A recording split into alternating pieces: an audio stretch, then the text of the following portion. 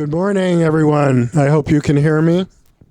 Thank you for coming to day 11 of the Mill Valley Film Festival, the last day. I hope people had a good time and saw a lot of great films. But we're not over yet. And as you know, we like to do this conversation, because it is a conversation.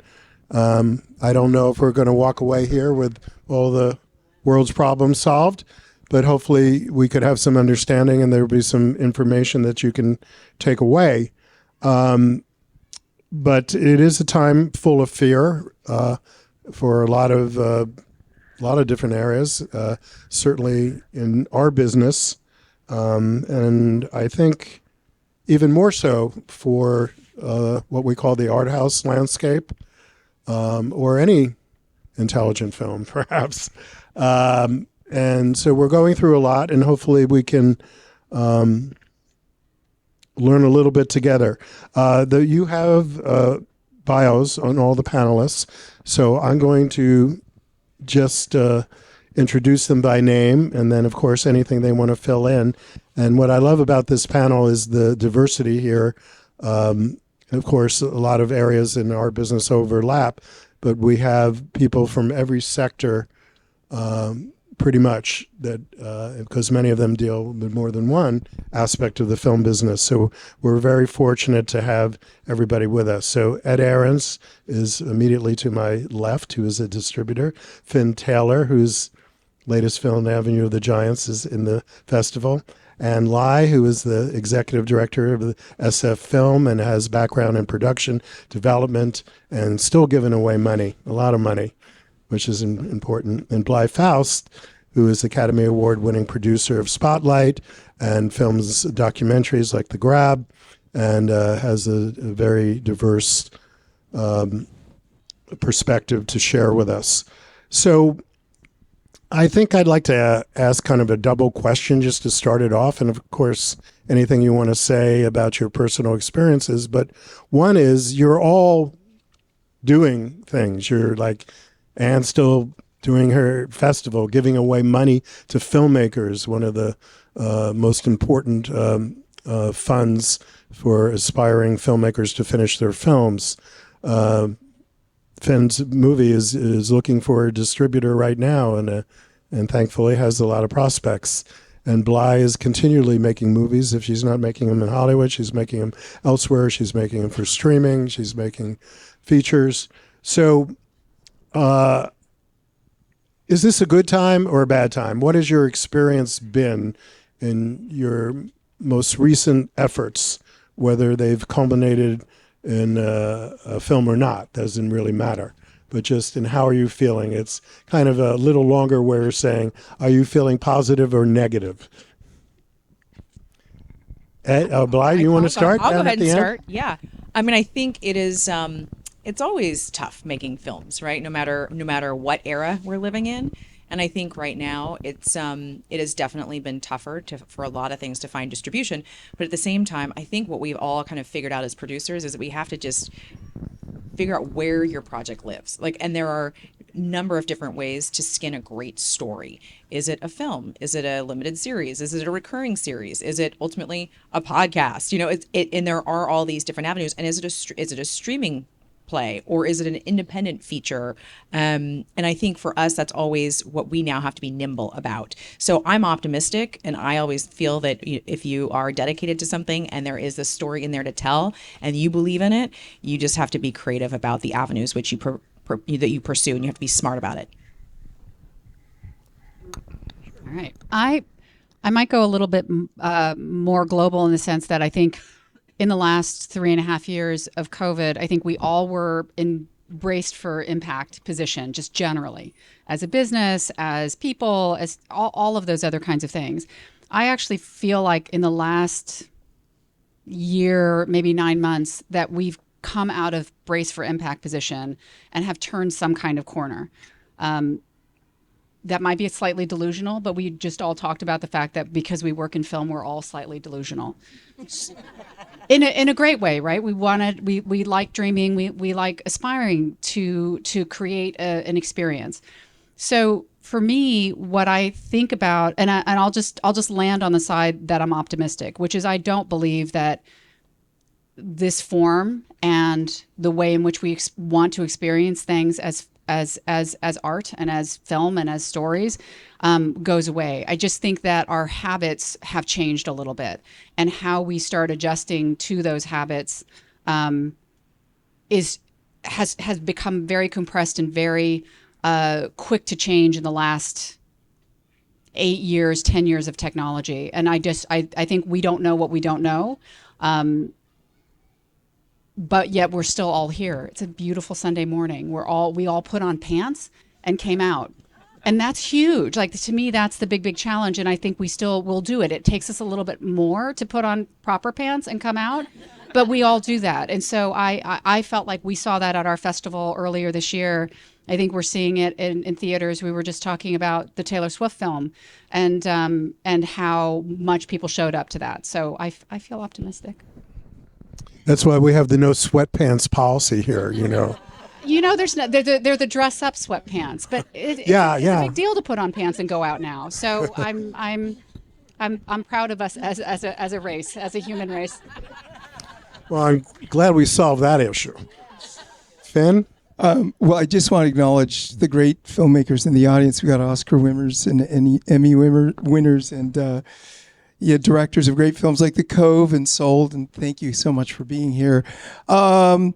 You know, what do they say in Buddhism? I'm going to misquote this. You know, that life is pain and suffering, and the only problem comes is when you have an expectation other than that. And if you accept that, you have a great sense of liberation. But no, truthfully, I feel really confident. I think that in seeing, we are two things. We are, at the core of being human is a desire to have social group experience.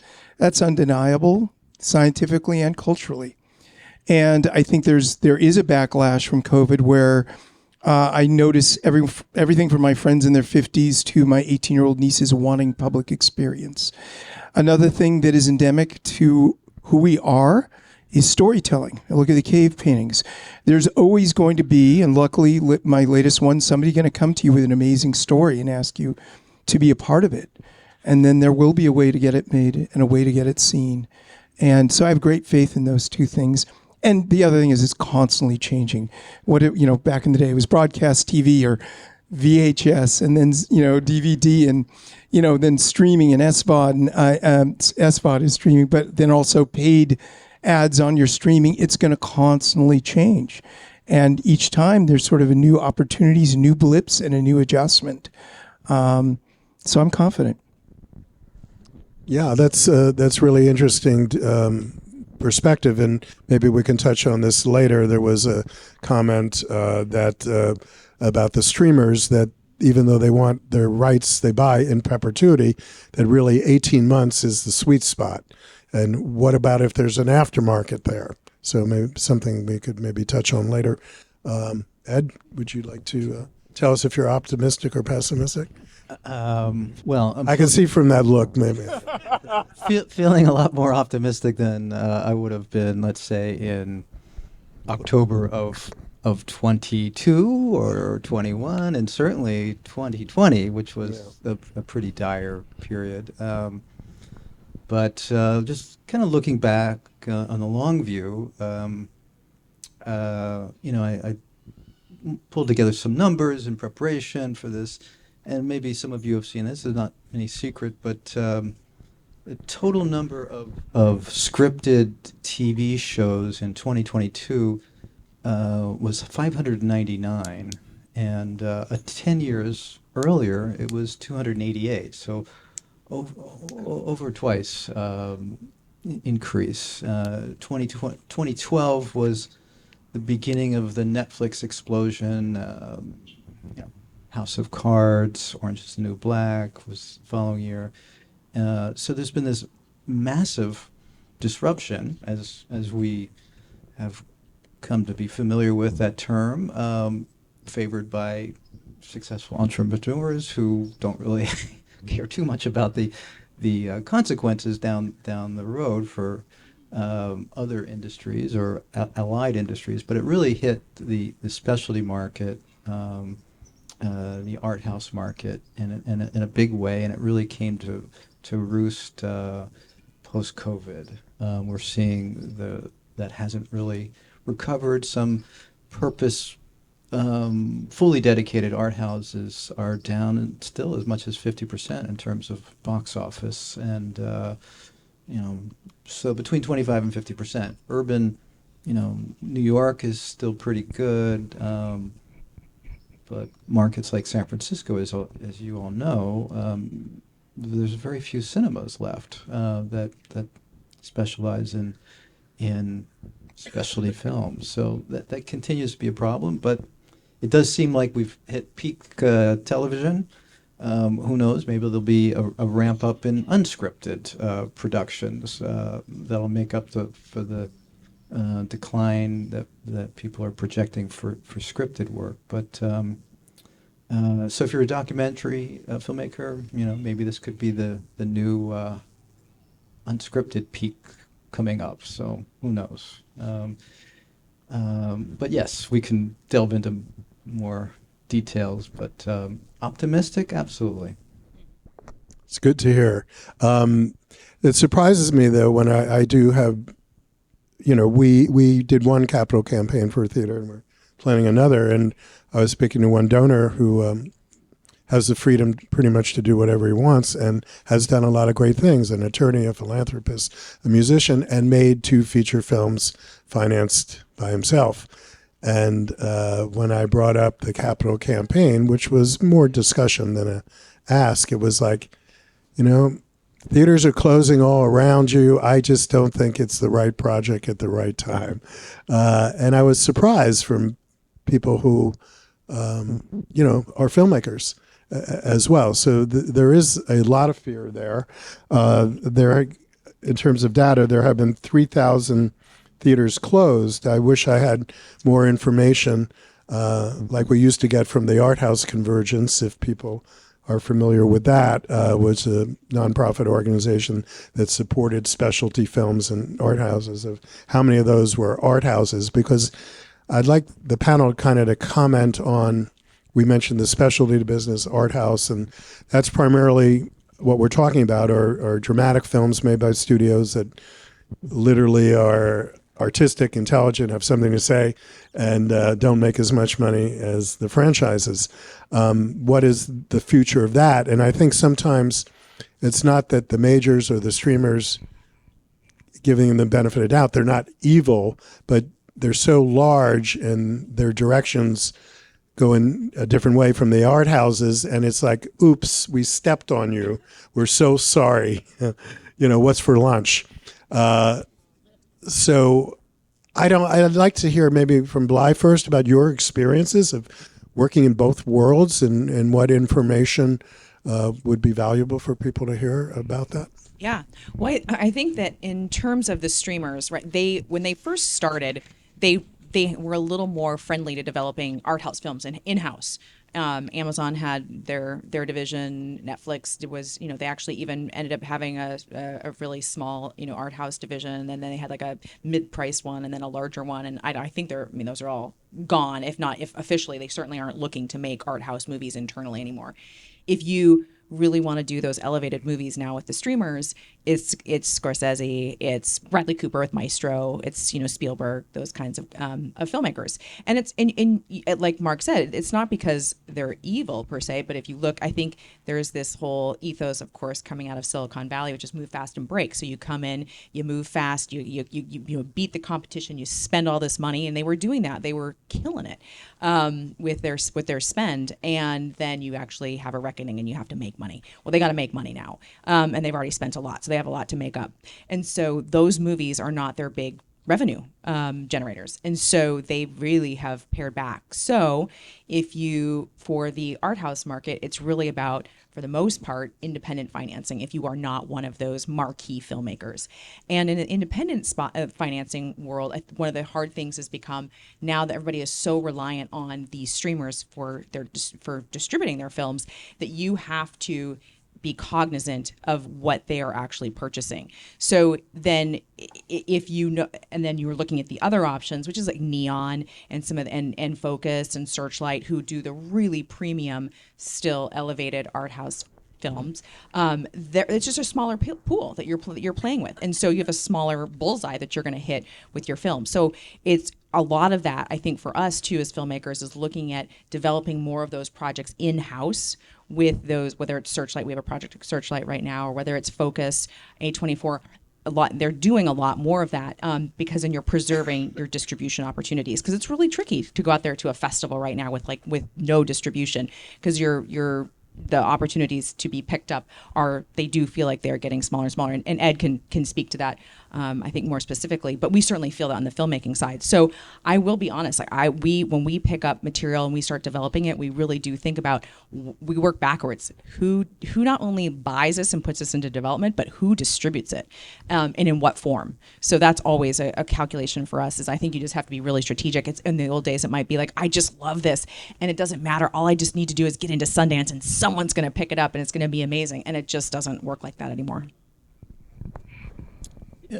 Sundance this year had very, very few acquisitions, and quite a few of the Sundance titles are still looking for distribution.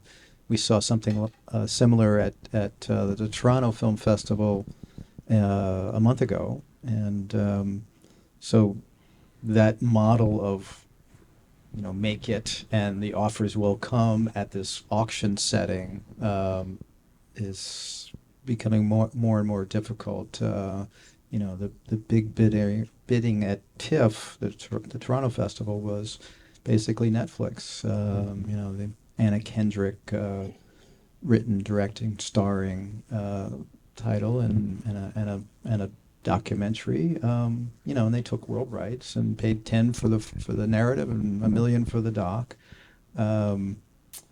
But everyone else was sort of sitting on the sidelines, and arguably the product, the content, as Emma Thompson, I think, has been prominently mentioned as saying, it's very rude to call it content or product, and it very much is. But the movies on display at Toronto, arguably weren't as strong as they needed to have been to elicit the offers from theatrical distributors, or beyond just a couple from streamers. So I'd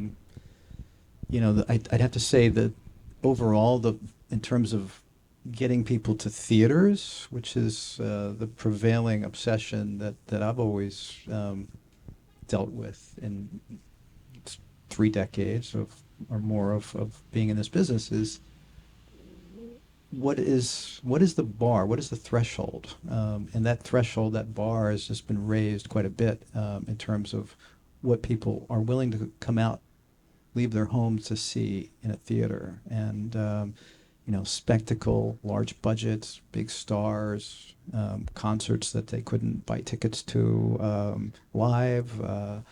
Those are the things that are really galvanizing people, along with a few niche things like anime, and there's a burgeoning market for filmed opera still. Mark, are you still doing opera? We don't do opera because they won't give it to us. That's a different story. But Anne, I'd like to hear your thoughts. Anne was at Sundance for a long time, saw the years when the acquisitions were going through the roof and people were spending money that they're not spending now, or certainly then documentaries became very much coveted by streamers and not any longer.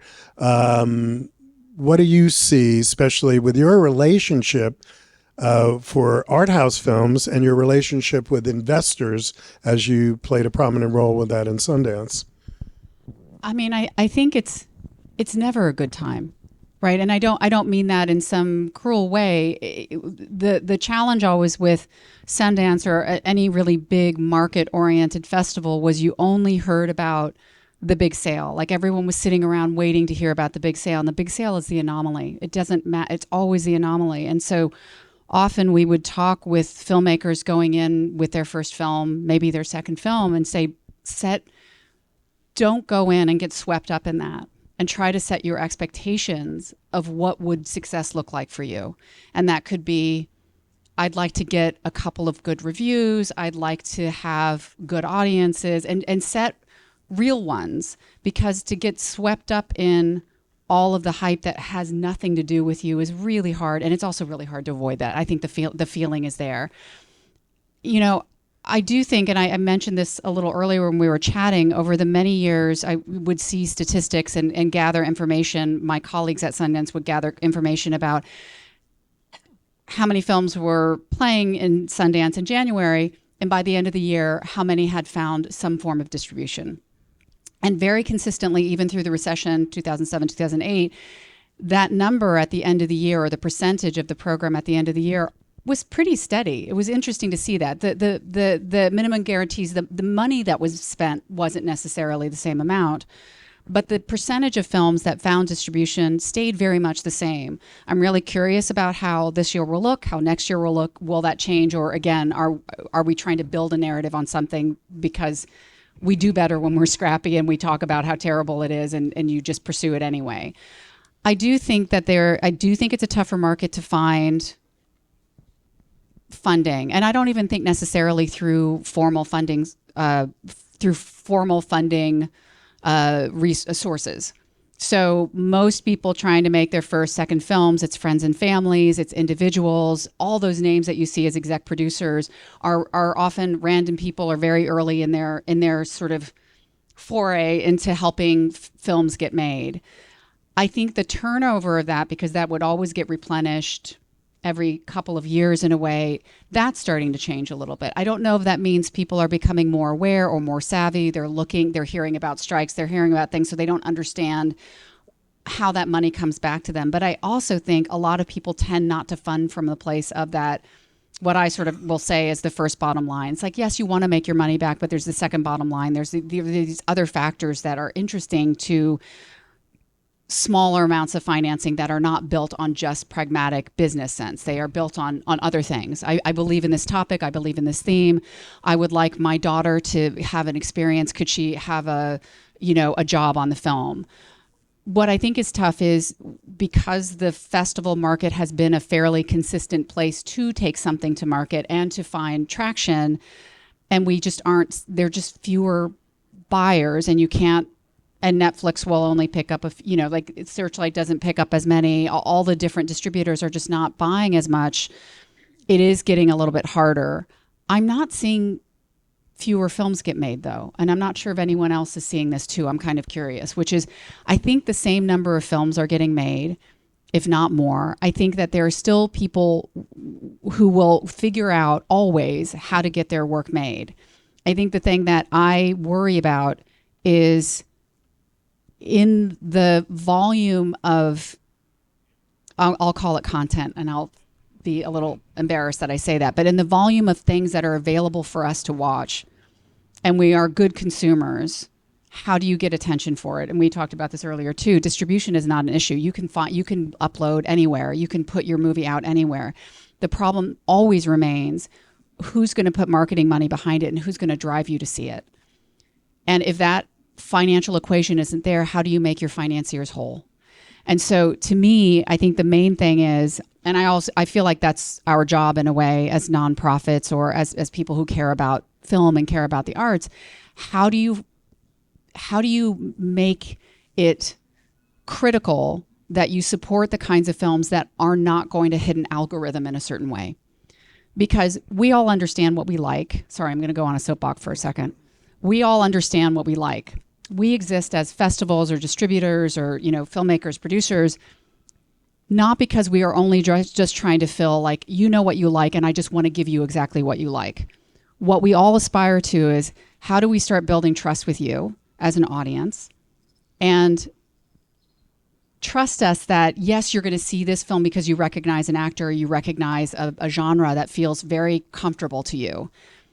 And maybe trust going to see this other thing that you wouldn't have picked on your own. That's our job, right? Which is, how do we begin to expand your curiosity, or tap into an existing curiosity, so that you start to look a little bit this way and try something that you wouldn't have tried. That to me is the beautiful thing about art house film. That's the beautiful thing about festivals, which is I just got 30 people who wouldn't have been able to see this or wouldn't have been curious about it go see it. And it just opened up a whole nother avenue of exploration. That is the exciting thing. So how do we continue to make sure those kinds of films that are riskier get made? That's where I worry about the art house. Like, how do you then get that experience that you didn't set out to get because you already know what you like? I need someone else to help me find something that I might like that I don't understand that I like yet. A lot of important points there, and certainly the curation. But whether you're in business or a nonprofit, you have to have that balance, say in the nonprofit world, of you need to promote and support your mission, but you have to be sustainable. So how do you thread that needle? And that's why I was surprised when I heard a donor who loves films and makes films. Well, doesn't that mean we need to put more money into it right now to make sure that those things exist? But it does create fear. So, and I think maybe before we open it up for questions at some point, we should talk about those things that people are afraid of, and maybe are there ideas out there that would work. But first I want to ask you, Finn, because did you consider all these things when you made your last film, of where you were going to sell it and to who was going to go, or, and I know the passion's there, and I know you get these films made time and time again, and they're great films, and 90% of the time they do get distribution. But do you go through that analytic process? Well, it's interesting when I was listening. I think from my perspective, I've had a few films sell at Sundance at the crazy peak. I think my last one was 2006 at Sundance. And I think when I was younger, I got to make the films exactly that I wanted to make, but I had this obsessive desire to make sure the people who invested in it make a profit. That was my Norwegian whatever. And luckily I succeeded for the most part. But as I've gotten older, and on other films I've done where I wasn't at Sundance, but lucky enough to be at many great festivals, and I see the festivals and distributors as such allies, the motivation becomes, well, I want it to be seen, and I think the people who funded it really wanted it to be seen. And that, I know this sounds a little high-handed, but it becomes a real mission because, I for one, I don't want to see Free Solo on a phone. I'm glad I got to see it on a giant screen. But secondly, I don't want the only content for people to be, 15-second TikTok car crash or somebody dancing or something like that. I think it's critical that, right now, the consensus reality, historical facts, are being swept under the rug. And if they'll find the incorrect conspiracy theories online, unless we're telling stories that include historical fact and human stories. So that is a calling which for me is important, but I also know people funding films.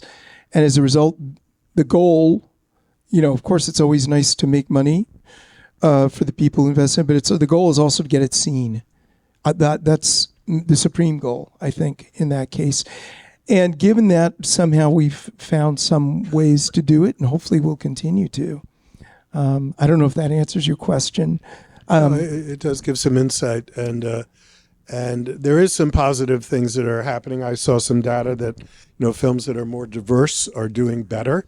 Now, is that because of many factors, that there are more people of color making films, and therefore more people are going, and could be separate, could be combined together? Are white people getting more intelligent, or what are the factors? But there is some great truth to that, and maybe supported a little bit about something we should pay more attention to. So Ed, I have a question for you related to this. I have read recently, and I think we had a discussion once about a particular film, and great film, but will people come, and is it worth it to spend X amount of money? That some sales agents have offered distributors not just any film for free, but decent films that haven't sold. A lot of films have not sold. And the question becomes that, and it makes sense to me, that distributors can't do it because they're fearful that, the biggest expense would be the marketing, right? And you can't even make that money back. Is this the state of the industry we're looking at right now for primarily for most art house films? Well, that was an anecdote that came From Eugene. from Eugene, yes, who was basically saying, I don't know, was this, I think was it Telluride or Toronto? I don't know. I don't know. Anyway, this is the Sundance executive director, I guess, was bemoaning the fact that, some of the talent agencies, the CAAs, UTAs, had unsold films, and they were literally offering to turn over the rights to distributors, but the distributors were saying, no, it's too expensive to take these movies on. The other issue is, how do you really market movies anymore? I was going to bring a little display item, but people I'm staying with, friends here in Mill Valley, happened to get the New York Times, the Sunday New York Times, and I pulled out the arts and leisure section and looked at the number of ads dedicated to movies, which, I don't know if, I'm sure you all remember, used to fill up numerous pages. Now it's reduced to tiny little display or excuse me, directory ads for Film Forum, IFC, and one of them was The Paris, which ironically was purchased by Netflix not too long ago as a place for them to play their movies and qualify them for awards consideration, etc. But how do you market movies in an era where people aren't reading newspapers? There are not critics that have a following in these major newspapers. That there was a time when the lead critics from all of the major dailies, if they liked the movie, no matter how small or modestly budgeted, people would turn up. And that simply isn't the case any longer. As I've said, they have the influence to completely destroy a movie, but they don't have the power to open a movie any longer. So, I mean, there is some advantages where you have this accumulative aggregate site, Rotten Tomatoes. People look at that and it becomes this, oh, okay, 70% of the people that reviewed this movie liked it, or liked it a little bit. So that's a guide, but more and more it's about using social media, and that's become more difficult as well. People aren't quite as easily as likely to look at ads on Facebook, Instagram, etc. So it's become a challenge, and I mean, there's some movies that we've been asked to take on with pretty significant people involved, and we're going to, and because we think the movies are good, but where we can spend money efficiently to actually have an impact, it's very difficult. Once upon a time it was the reviews and then small print ads. Then things began to deteriorate, and even the biggest studio stuff, you don't see necessarily a lot of TV advertising any longer. And oddly, in the case of the Taylor Swift documentary that is going to probably exceed $100 million in box office, beyond posting on her social media channels, I don't think they did any advertising. So it's a peculiar landscape, let's just say. It is, and there could be good reasons why some of the optimism wanes when we get into how do we try to make sense of the time that we're living in. And so maybe we can devote a little bit of time to this, again, before we open up for questions, but also I don't want to inhibit the panel from anything that's been said or they want to say, to go ahead and talk about it. But in terms of things that can change, what we have control of. I said this to Anne earlier. It's like, maybe is it what was old is new again? Is grassroots marketing, but using social media, of course, where you wouldn't stop using it, the answer? Because what we found out is things aren't just going to go back to normal. We're not just pulling the switch down and, okay, we're back to 2019. It's we have to earn it back. We have to figure it out. We got to build it back. And then, unfortunately, it takes time, and time is a lot of cliches here. Money. Build back better? That's a catchy slogan. Well, it's better than build a wall. So I'm going to ask Anne this, and this is a controversial thought that I brought up many years ago to, I think, a group of people at the Art House Convergence of theaters and Sundance people, and Chris from the Filmmaker Services and others. But most of my ideas I've had no takers, especially when it involves distribution, and Ed can attest to that. But one of the ideas that came up was, is there ever, do you think, Anne, a place for film festivals? And not that all festivals are the same, or that within a festival you can't have different goals. That are there ways, and we know what the good things that filmmakers do for films, and those are certainly worth repeating because they're important, and a lot of filmmakers don't know what to do. But things that we don't do, except for festivals that don't have the clout, who have to pay rentals, is there a place for a way to, not in terms of contributed revenue like your fund at SFFILM, but to get earned revenue, box office, within a festival circumstance, say a strand of like-minded films that could play one festival and then play another festival, and mathematically figure out that, well, within 3 months of festivals or 6 months, they can make as much as that film would have made in a year. Are there things like that you see associated with the festival world? I mean, I feel like it's such a good idea, right? We're all chasing a lot of this, a similar kind of work. It's all built around, and I think everyone here understands that the festival circuit is, you are bound to the time of year that you're playing, and everything is tied to that premiere or the circuit or a place to eventually find distribution. I love the idea that there will be a way to stitch it. There would be a way to stitch together the funds that can go back to that film, right? That it could be a proper distribution. I think the reality of it, but I'm going to be limited in sort of how I think about it too, which is, how are you also making sure there is autonomy for those filmmakers to make the choices of where they want to be and that they can afford it? How, without a guarantee of what that fee may be, wherever you might be, that you're providing the programmers at the festivals also the autonomy to choose what they want to out of a large program, because you're trying to look at the whole, right? You're not just selecting one thing at a time. And is that actually sustainable? And does that actually bring money back into the pockets of the film? I love the idea of it. I don't know how it works in a pragmatic way, but it could be because I'm thinking too granularly about it. And at what point also does it become truly available for a distributor to take it on? Or are you basically forsaking formalized distribution by doing that?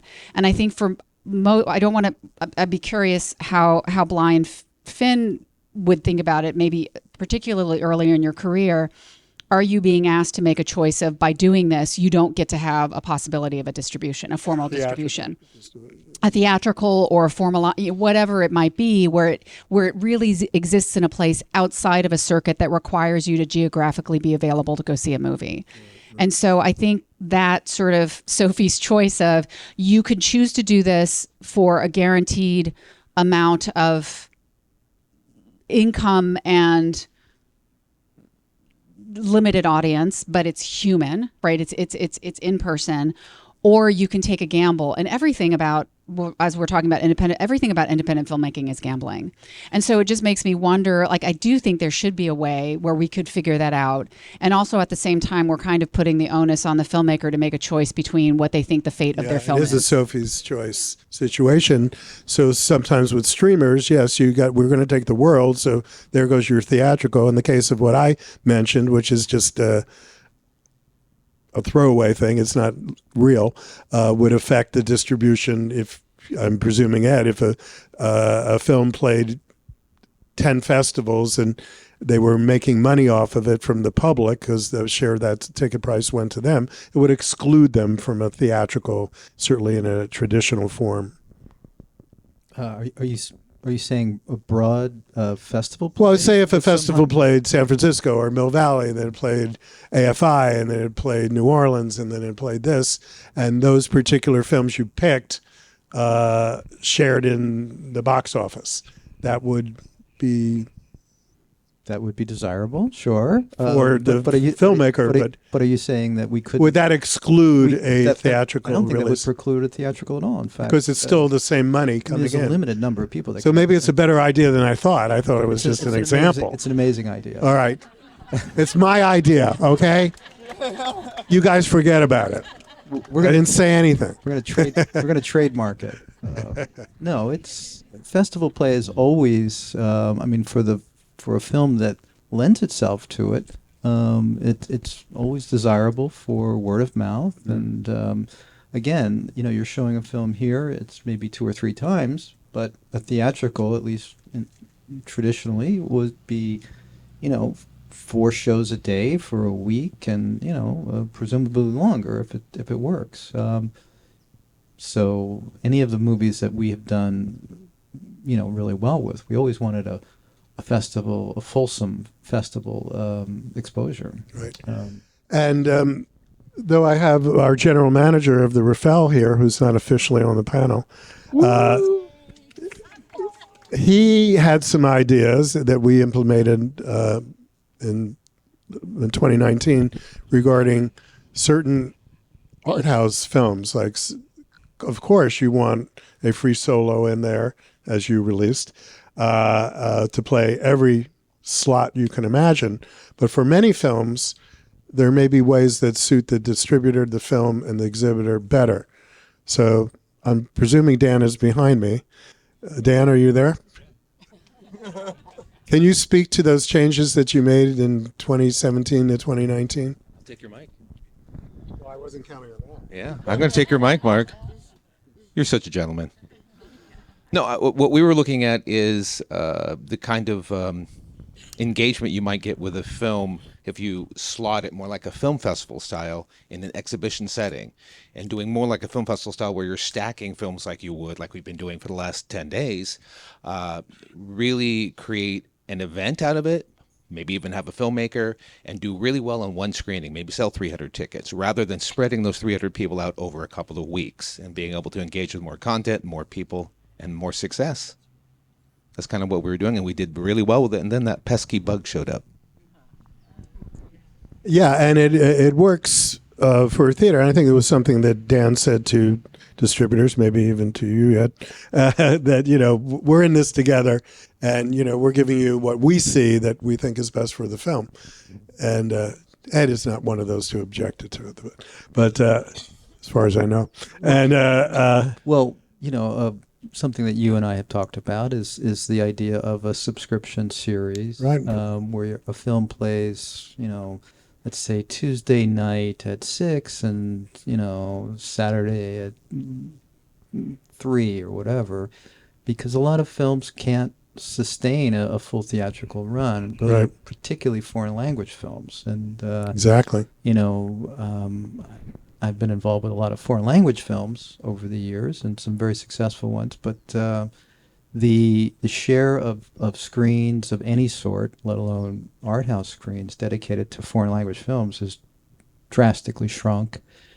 It was shrinking even before COVID, notwithstanding the success of Parasite in 2019. But so that's something where I think would be very healthy. It also is sort of the reason for being for a lot of these not-for-profit theaters, is showing films that they can't see anywhere else. And it also speaks to the, perhaps the encroaching xenophobia in the United States. Not that the fact that there's some, a Moroccan film playing at an art house is going to change people's views across the board, but it is a little concerning that there's quite a few less foreign language films on display in U.S. movie theaters, and I mean that might be one way to approach it. I was just talking to your colleague Shelley, and she mentioned that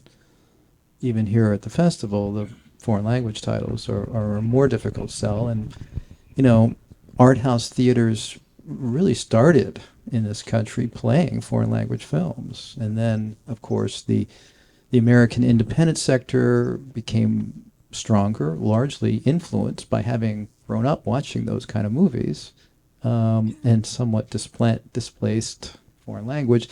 Arguably, foreign language films are perhaps not as aesthetically exciting as they once were, with the Fellinis and the Truffauts and the Jean-Luc Godards and Sex isn't what it used to be, well, we can. I think that's the subject for another panel. But so that's something I think that could be done and should be done. And I've pitched it, and there's theaters that you would think would embrace it have not. So not to put the burden on movie theaters, because I think you guys really stand out in terms of that traditional showmanship and grassroots outreach and really trying to market your movies. But that's an area where a lot of art house specialty not-for-profits have slacked off, I think. Well, sadly, we have had these discussions pre-pandemic, and it's unfortunately true that it is harder unless it's a world-famous international director. Even at our festival, I can't speak for all festivals. SFFILM has decades and decades of experience with great filmmakers, back to debuts with Kurosawa and Truffaut and others. But we have seen that here, and it is very unfortunate. I love world cinema, and I mean, talk about escapism. I mean, one of the prime impulses to see a movie and its appeal is to enter this other world. And I mean, what is more, to be able to inhabit the life and the culture of a language that you don't speak. I mean, that's one of the great magics of yeah, and I think it supports what Anne said, that it's more about a lot of other things than just a business that's 9 to 5. And I'll say it, I'm one of those people who believe what Roger Ebert said, that film is an empathy machine, and it's important. It still is important. And though I don't believe what I did when I started Mill Valley, that I could change the world with one film, but I do believe you can influence one mind at a time. And on that note, why don't we open it up to questions from the audience? Yes. Asking the panel to talk about what they're doing now and how they're going about doing that. We'd like to start. BLYE? I can take that. Okay. So when we take on projects now, I mean, our company, we try and think of ourselves as a for-profit company. So how do we go and make content that we can actually sustain ourselves as a business?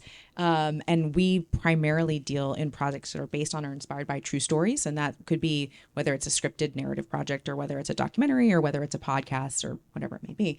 And so we are working now across multiple mediums. We just did a series for Amazon called Shiny Happy People. It's a 4-part docuseries. We did Lula Rich with them. We're doing a bunch more of like those. And I got to tell you, I feel like it's something that we've felt that we can really get important stories out there, but in a very like commercial way, in a very water cooler way that engenders a lot of conversation, and gets a lot of looks and a lot of watches. So what we did with Spotlight, is one thing, but to replicate that in narrative filmmaking, it's not that easy. That was 7 years ago, and we've got plenty of others in development, but narrative film takes years and years to develop, and if it ever gets seen.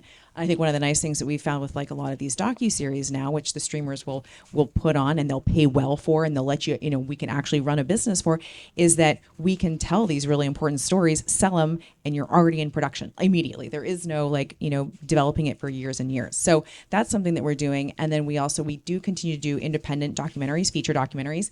They're very hard to do. They take a lot of fundraising effort. We had one here at Mill Valley last year called The Grab that we did with the Center for Investigative Reporting. Thank you. And that one has been a really long journey for distribution. We now have it. We've closed a deal. It'll be coming out next year. But that was a year after it premiered opening night at Toronto, and it took us a year. And we are not alone. We are this WME was selling the film, and they, told us time and time again, you guys, you are not alone. This is not about the film. This is about the market. So anyway, that's something that I would say maybe we take on like one of these documentaries a year that we can do, that we know we're going to have to put so much time and effort into, and really, but we care deeply about, and the message. And then the last thing we do is honestly, you guys, it sounds crazy, but podcasts are like a real thing. And we often use that now it depends on who you're working with, but sometimes it's real revenue depending on the actual producer, distributor in the space. And it's also a way for us to elevate the IP and get it really buzzy. And then you turn that into a scripted play. So that's something that we've been working on as well. Platform agnostic, I think, is super important. I'm going to switch a generation here and talk about, we have a program that I was not familiar with until I came to SFFILM a number of years ago, which is we have a program that we call Education, which is essentially field trips for students. Teachers and students K through 12, although K is a little bit harder. And then sometimes we take films and filmmakers into classrooms. And it's been around for, I think we're in our 33rd or 34th year of doing it. And in the last few years, we've been able to expand that to have online programs, because teachers' jobs are hard enough, let alone arranging field trips. But what's been interesting and exciting for me about that is when we talk about whether it's YouTube, TikTok, how brains are changing the way in which they are taking in information. I look at my 9-year-old nephew and I despair at his watching patterns. But I also see he's incredibly hungry. And so my job, I feel, as his aunt, is to make sure, let's sit down and watch an 1.5-hour movie together. And let's learn how to get through the wiggles during that 1.5 hours and actually engage with that. Because I love YouTube. I get all that stuff. I had to fix something the other day and I had to look it up on YouTube, and it was amazing that I could figure out how to do it. So I don't have a problem with all of the other things. I'm a big podcast person, all of that stuff. I think what I want us to be able to focus on, just as an organization, or as I think about what is my job at this point, is how are we training, we talk a lot about training the next generation of filmmakers. How do we support that next generation? How do we create equity, et cetera? How do we also do that with our audience? And they might not sit in the same kind of way, but the human brain is still the same brain, right? There's still that 1.5-hour tipping point where that there's a reason why it's that length. There's a reason why we can sit still for that long. That's not going to go away. And so as everything else gets dominant and finds a place to train us to watch things much quicker and get impatient much quicker, I think part of our jobs are also about creating an experience that feels different than the other things, that creates longer conversations. They still ask the best questions. The best questions come from all the kids. And I don't think they don't like movies. They just aren't around it as much. And so to me, the more time we're spending in that space of how do we expose kids, teenagers, high schoolers, college students to that as a form, and they understand the power of it, that helps create the longevity of the things that we care about. Right. That's is so true. They've proven that kids who go on these field trips whether to a Broadway play or museum or to a movie theater, are more likely to do that when they get older. And it's a really important part of our job if we want to see this medium continue. I remember. I think I was in the 4th grade or the 5th grade, and the film Biko came out about Stephen Biko, and I remember what the movie theater smelled like. This is in Ohio, so it's not like some fancy theater. It was just like a regular art house theater, which are not regular anymore. But I remember what it smelled like. I remember I hadn't seen a film like that before. I didn't know Africa. Like, I didn't know anything. And we went and we saw it, and then we had a conversation, and then we all went home. But it was really influential. It was really like, oh, that was neat. That was interesting. And I know we didn't go to the movie theater very often when I was growing up. It was a big treat. So I wouldn't have seen that if it didn't happen in that way. So I do think about those opportunities, right? Which is, how are we starting to train those minds a little earlier? Yep. Finn? Yeah, just to continue this, and then I'll get to what I'm doing. I just remember the Young Critics jury that you guys would kindly have me and Jeff come speak at, and the rampant enthusiasm of those kids. I mean, I've talked to a lot of colleges, and those kids blew the college kids away. And even I get the screeners, and I'm probably breaking union rules or Academy or whatever by doing this, but I would have, my extended family, the teenagers would come, and the sub-teenagers, and now one of them, Josh Taylor, he's in this group, Half Alive, a musical group, and he directs the videos, and he gets 20 or 30 million views. And then when he was on Jimmy Kimmel, they let him direct his own musical video performance, and it was incredible. He's a far better director than I'll ever be. And he would just love watching with us 5 or 6 people eating popcorn. Every holiday they'd come and watch him at my house, and it's just so inspiring to see. And in terms of what I'm doing now, I'm working on distributing Avenue of the Giants, and what's great is my team, my producer, Janine Thomas, and there's a desired plan beyond the theatrical to do routes, some of which Jeff Brown did, like grassroots outreach and education concurrent or after the market of it, and there's a part of the story that really relates to young people and get it seen by young people, and all the young people that have seen it are really into it and ask a ton of questions. So that's what I'm doing now. And then, of course, I've got 2 things I've been writing for years, and I won't have AI write them, but maybe we should ask AI, how do we best distribute this, AI? Help us out here. So, that's what we're doing right now. So. Well, you have the next best thing right next to you, so... Yeah, there you go.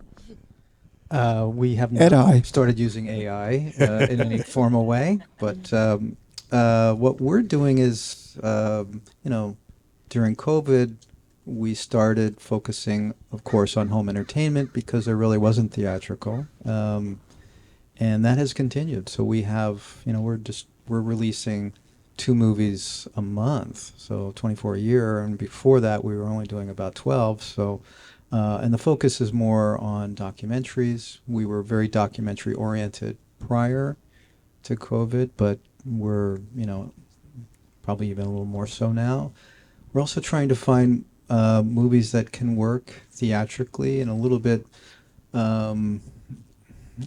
different ways than what we had been doing before COVID. So, for example, we picked up a movie called Hockeyland, which was...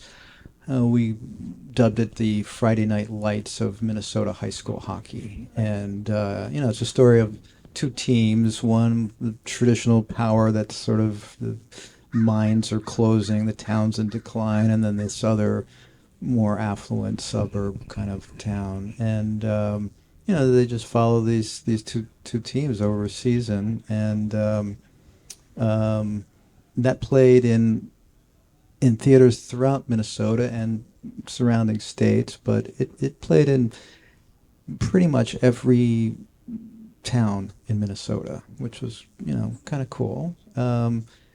Other things, we picked up a film last fall about the same time. We released it about the same time, called Buried, the 1982 Alpine Meadows avalanche, which was particularly popular in and around the Bay Area, which, of course, a lot of people have skied at Alpine Meadows over the years and know the story a little bit.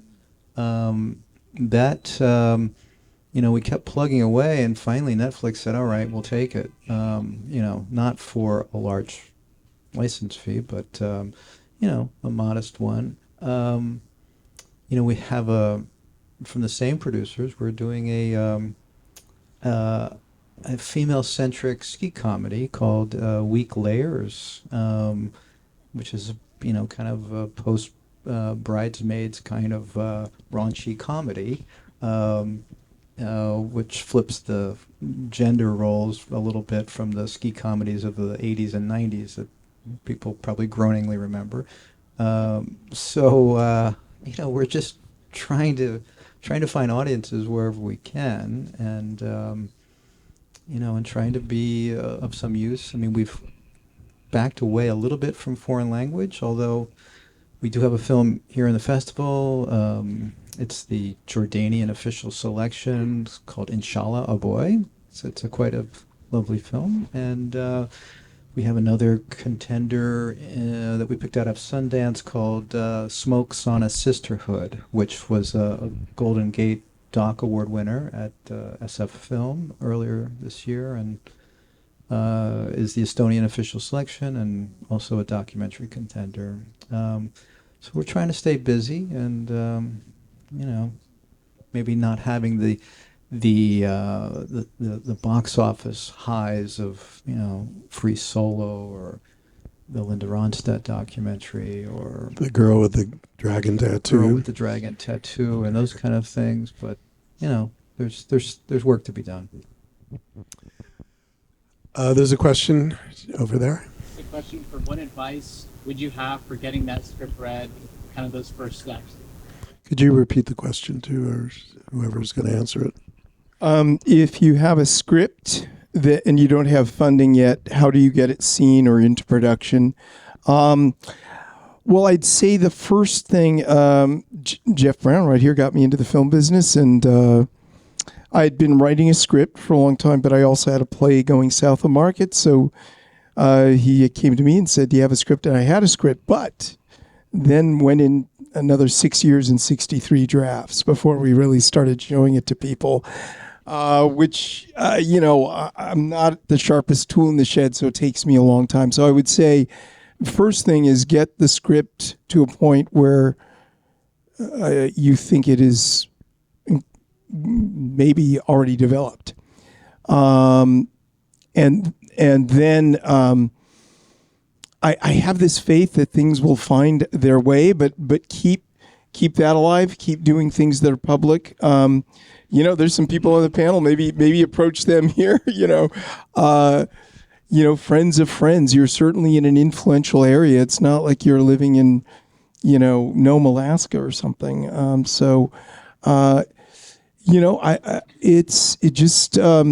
think, and maybe I'm being too. I think it's about the quality of the script and getting it to a place where it's undeniably wonderful. So the first person you show it to says, I have to be involved in helping make this, whoever they are, whether they're a professional or whether they're a semi-professional or whether they're a film student who's got a budget to do a small feature-length film, or worse comes to worse, maybe make it yourself. Yeah, I would say, there's a bunch of resources in the Bay Area, and as Finn said, the best thing to do is to make sure that you've really workshopped it beforehand, and that's about finding a community here. There's a ton of filmmakers in the Bay Area. There are a lot of writing groups, there are directing groups, and finding your way to them and making sure that you have had peers, not just like friends who are like, this is great, but have no idea about the film business, but like real working people in the business, workshop it. And then there's people like SF who have amazing programs for filmmakers here in the Bay Area too. And there's you can speak about all the different programs, but you can actually, submit your material there, and you can become part of like the Film House residency program, which helps you develop your project further, and you meet with professionals and producers and directors, and they can help, place you with that too.